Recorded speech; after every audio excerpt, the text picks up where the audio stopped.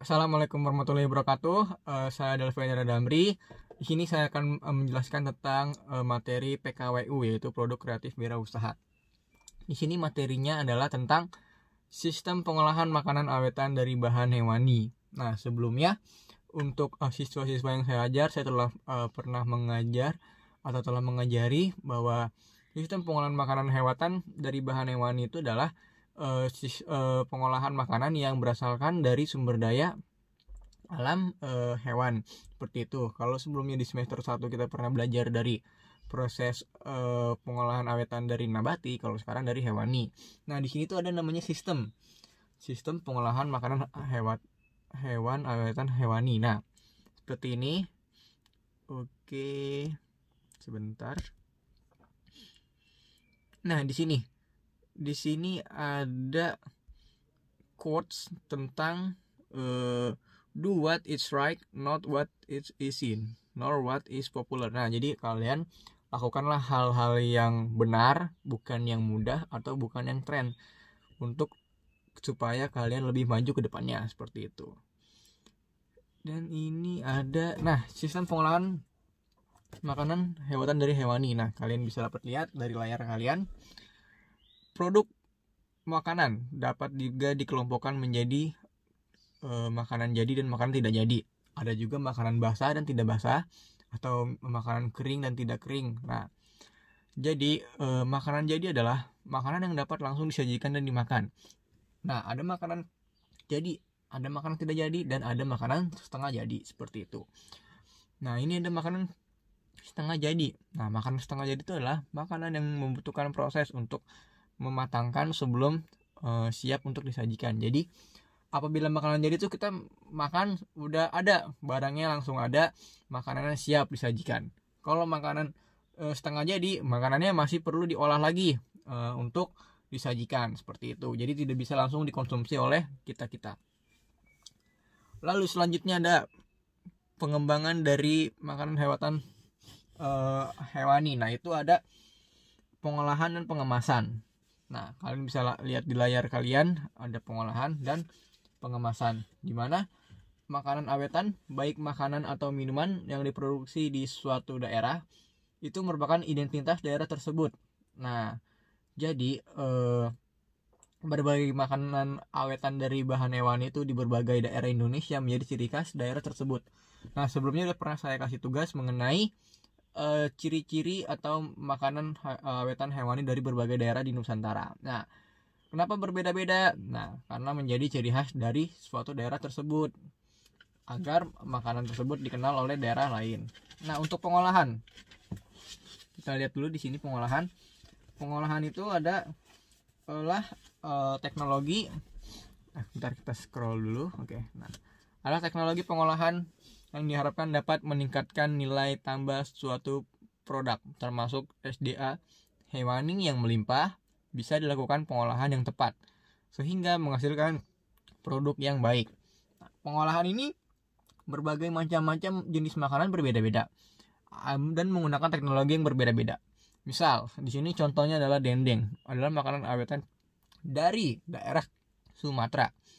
Nah, ini dari bahan baku daging yang dipotong tipis-tipis menjadi serpihan lemak, seperti itu. Atau juga misalnya ikan asin itu dari garam atau menggunakan teknologi kimia dan lain sebagainya, seperti itu. Nah, itu untuk pengolahan awetan. Itu ada macam-macam, ada dengan suhu tinggi, dilakukan pengeringan baik alami atau sinar matahari. Lalu ada juga misal pengawetan suhu rendah, ada pengawetan dengan iriadasi, dan pengawetan dengan bahan kimia. Itu contoh-contoh dari pengolahan. Nah, ini ada juga pengemasan.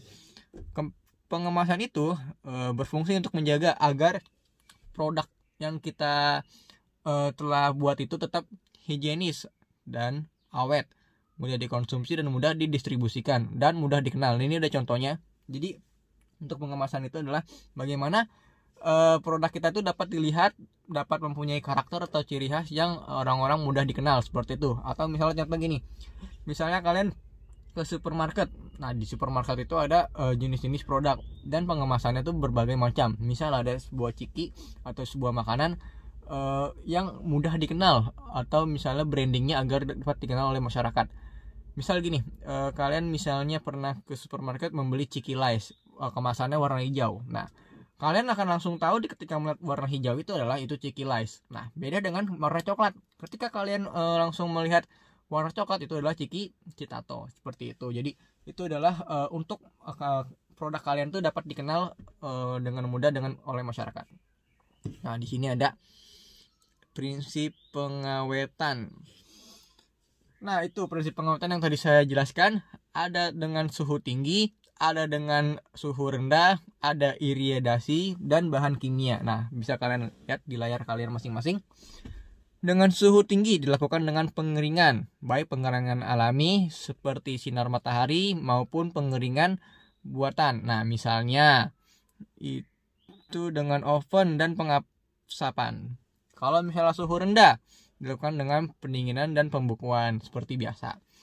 Lalu dengan iridasi, itu salah satu jenis pengolahan bahan makanan yang merupakan gelombang elektromagnetik. Nah, iridasi bertujuan untuk mengurangi kehilangan akibat kerusakan dan pembusukan, serta membasmi mikroba dan organisme lain yang menimbulkan penyakit yang terbawa oleh makanan.